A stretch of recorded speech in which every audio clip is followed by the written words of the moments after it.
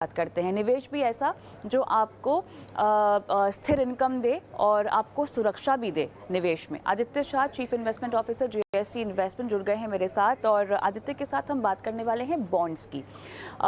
Bonds कैसे products होते हैं, किस तरह की टेन्योर का निवेश होता है, किस तरह के निवेशकों को इनमें पैसे लगाते हैं, ये सब चीज़ें हम जानेंगे। साथ ही रेसिडुअल मैच्योरिटी और मैच्योरिटी बॉन्ड्स की, इनमें क्या फ़र्क है, फ़ायदा कहाँ पर है, ये सब बातें हम सुनेंगे, समझेंगे। तो आदित्य ये बताएं कि फ़िलहाल बॉन्ड्स जो है वो किस तरह का निवेश है, किस तरह का सुरक्षित निवेश है? मैम, इंटरेस्ट रेट बॉन्ड्स जो होते हैं वो एक टाइप का डेट इन्वेस्टमेंट होता है, जहाँ पे आप किसी भी कंपनी बॉन्ड्स खरीदते हैं और आपको 5, 6, 7% का इंटरेस्ट रेट मिलता है। बॉन्ड में कई तरीके के रिस्क होते हैं जो कि एक फिक्स डिपॉजिट में नहीं होता है। फिक्स डिपॉजिट में जब भी आप बैंक को पैसे देते हैं तो बैंक एक फिक्स इंटरेस्ट रेट 6, 7% के आसपास आपको दे देता है। बॉन्ड्स में कई तरीके के रिस्क होते हैं। नंबर वन रिस्क होता है, एक क्रेडिट रिस्क होता है, जो कि जिस जिस भी कंपनी के अंदर आप बॉन्ड्स ले रहे हैं, वो कंपनी कितनी अच्छी है, उसकी बैलेंस शीट कितनी अच्छी है, वो जानना आपको बहुत ही ज़्यादा ज़रूरी है। Point number 1। पॉइंट नंबर 2, दूसरा रिस्क आता है बॉन्ड का, वो इंटरेस्ट रेट रिस्क होता है। जैसे ही ब्याज दरें ऊपर या नीचे होती है, बॉन्ड के प्राइसेज़ जो है वो भी ऊपर और नीचे होते हैं इस इंटरेस्ट रेट रिस्क की वजह से, और उससे भी आपका रिटर्न डिटरमिन होता है। तो बॉन्ड थोड़ी-सी कॉम्प्लेक्स चीज़ है। अ, उन्हीं लोगों को इन्वेस्ट करना चाहिए बॉन्ड्स में, जिनको समझ में आता है अप एंड डाउन मूवमेंट। अगर आपको समझ में नहीं आता है बॉन्ड्स का अप एंड डाउन मूवमेंट और ये इंटरेस्ट रेट रिस्क और क्रेडिट रिस्क, तो आप 2 तरीके से डेट में निवेश कर सकते हैं। या तो फिक्स्ड डिपॉज़िट में निवेश कीजिए, या तो एक डेट म्यूचुअल फंड में निवेश कीजिए, जहाँ पे डेट म्यूचुअल फंड मैनेजर होता है, वो इन सारी चीज़ों को अच्छे से समझता है और एक कुछ फीस के लिए आपको अच्छे से मैनेज करके देता है। तो बॉन्ड्स थोड़ी-सी कॉम्प्लिकेटेड डेट इन्वेस्टमेंट है, जहाँ पे इंटरेस्ट रेट रिस्क और क्रेडिट रिस्क दोनों होते हैं, जिसको अच्छे से मैनेज करना होता है। अब यहाँ पर हमें ये बताइए कि बॉन्ड्स में इंटरेस्ट रेट की कमाई का फ़ायदा कब तक हमें मिलता है? जब तक हम उसमें निवेशित रहते हैं पूरी तरह, तब तक उसका फ़ायदा मिलता है, या अगर हम थोड़ा सा पहले निकलने की कोशिश करें तब भी फ़ायदा मिलता है? ये मैच्योरिटी का चक्कर क्या है, ज़रा ये बताइए। देखिए मैम, एग्ज़ाम्पल के तरीके से समझाता हूँ। अगर आपने कोई बॉन्ड खरीदा जिसका इंटरेस्ट 8% के आसपास है, इसको कहते हैं यील्ड टू मैच्योरिटी। मतलब आपने अगर फंड के सारे इंटरेस्ट को उसी रेट पे इन्वेस्ट किया, तो आपको नियरली अबाउट 7.5 7.6% का यील्ड टू मैच्योरिटी मिलता है 8% के बॉन्ड के ऊपर। अगर आप उसको प्रिवेलिंग इंटरेस्ट रेट पे री-इन्वेस्ट नहीं करते हैं और कहीं और री-इन्वेस्ट करते हैं, तो आपको 7.5% इंटरेस्ट रेट नहीं मिलता है।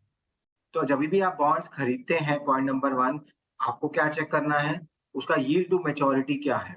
यील्ड टू मैच्योरिटी का मतलब ये होता है कि निवेश से हर साल के अंत में जो आपको इंटरेस्ट मिलेगा, उसको भी आप री-इन्वेस्ट करते हैं बॉन्ड्स में, तब आपको 7.5% के आसपास इंटरेस्ट रेट मिलेगा, सबसे पहली बात।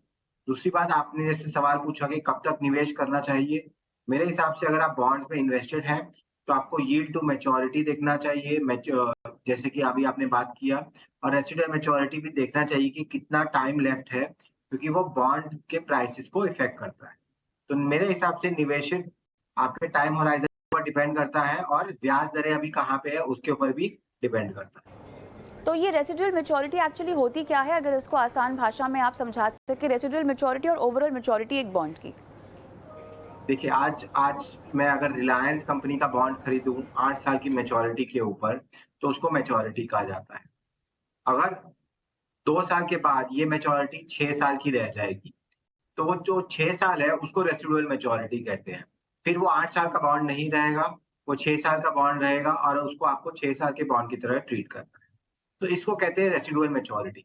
हमेशा किसी भी बॉन्ड में हम इन्वेस्ट करते हैं, तो हमेशा उसका रेसिडुअल मैच्योरिटी देखा जाता है, क्योंकि वो इंटरेस्ट रेट की सेंसिटिविटी हमें बताता है।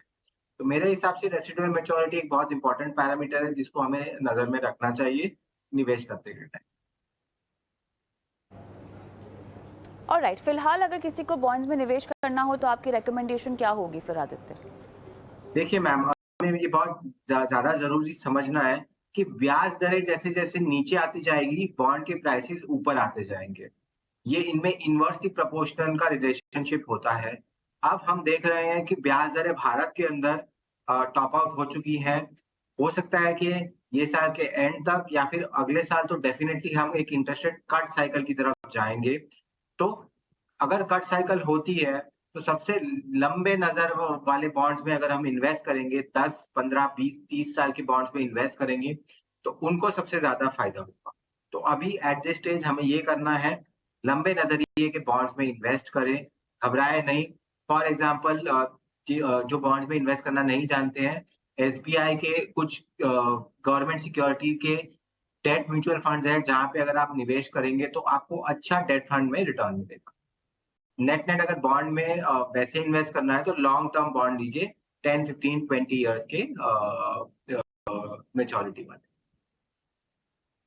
ऑलराइट, चलिए, तो ये कुल मिला के हमने आपको बताया कि किस तरह से आपको एग्जिट स्ट्रैटेजी बनानी चाहिए किसी भी बॉन्ड जैसे निवेश के लिए, लेकिन कुछ रिस्क हैं जिसको हाईलाइट किया आदित्य ने इस चर्चा में, उसका आपको ध्यान रखना चाहिए। रुकेंगे एक ब्रेक के लिए, और मैं ब्रेक पर जाऊं उससे पहले एक नंबर आपकी स्क्रीन पे हम फ्लैश कर रहे हैं जो हमारा व्हाट्सएप नंबर है, और इस नंबर के ज़रिए आप सीधा हम तक पहुँच सकते हैं 9619873567। ये व्हाट्सएप नंबर पर अपने सवाल हमें भेजिए, हम आपकी लाइफ फाइनेंशियल प्लानिंग कराएंगे। इतना ही नहीं, आप चाहें तो हमें यूट्यूब पर भी देख सकते हैं, और ख़ास बात यह है कि यूट्यूब पर जब शो देख रहे हो, कोई सवाल पूछना चाहें तो कमेंट बॉक्स पर ही अपना सवाल डाल दीजिए। उन सवालों को भी हम शो में शामिल करेंगे, हमारे एक्सपर्ट आपकी लाइफ फाइनेंशियल प्लानिंग कराएंगे। फिलहाल रुकेंगे एक ब्रेक के लिए, ब्रेक के उस पार दर्शकों के सवालों के जवाब इस शो में।